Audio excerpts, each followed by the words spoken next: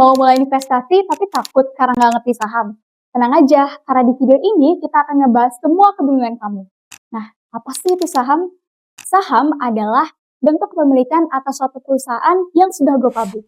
Jadi, memiliki saham artinya memiliki sebagian dari kepemilikan perusahaan dan kita berhak atas potensi keuntungan dari perusahaan.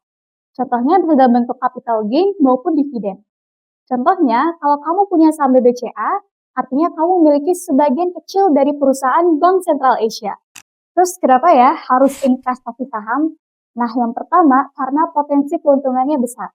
Jadi, harga saham itu bisa naik atau capital gain dan juga dapat memberikan dividen. Yang kedua, modalnya fleksibel.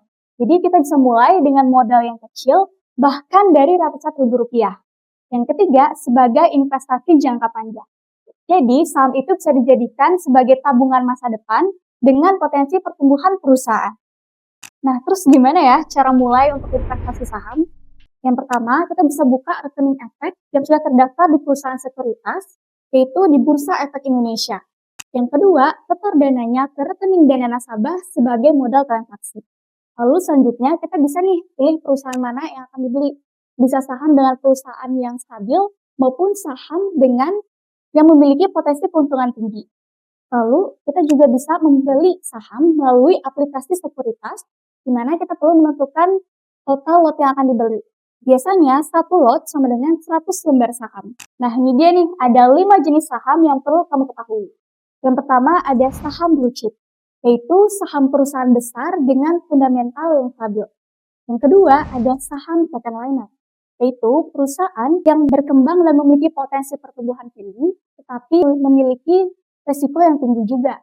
Yang ketiga, ada saham gorengan, di mana harga saham ini sangat fluktuatif dan sering dimainkan oleh spekulan, sehingga risikonya sangat tinggi. Yang keempat, ada saham dividen, di mana saham yang rutin memberikan dividen kepada para pemegang saham. Yang kelima, ada growth stock, di mana saham perusahaan dengan pertumbuhan tinggi yang berpotensi naik dalam jangka panjang. Nah, ada juga risiko dalam investasi saham yang perlu kamu ketahui. Yang pertama, capital loss, di mana harga saham turun lebih jauh daripada harga beli. Yang kedua, adanya likuiditas perusahaan. Jadi, jika perusahaannya bangkrut, maka nilai sahamnya bisa berubah menjadi nol. Dan yang ketiga, fluktuasi pasar.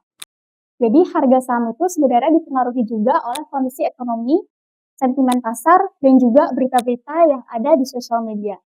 Dalam strategi investasi saham, ada buy and hold, yaitu investasi jangka panjang dengan membeli saham berkualitas dan menahannya. Yang kedua, ada trading jangka pendek, yaitu membeli dan menjual saham dalam waktu singkat berdasarkan analisis teknikal. Yang ketiga, ada dollar cost averaging atau DCA. Nah, DCA ini artinya membeli saham secara rutin dalam jumlah tetap untuk mengurangi dampak dari volatilitas. Yang terakhir, ada diversifikasi. Nah, artinya adalah jangan menaruh semua modal dalam satu saham, melainkan kita perlu untuk menyebarkan saham tersebut di beberapa sektor untuk mengurangi risiko. Nah, ini dia istilah penting dalam saham yang perlu kalian ketahui. Yang pertama ada IHSG. IHSG artinya adalah Indeks Harga Saham Gabungan sebagai indikator kinerja pasar modal di Indonesia. Yang kedua ada bid dan ask. Harga beli atau bid dan harga jual atau ask di pasar. Dan yang ketiga yaitu dividen.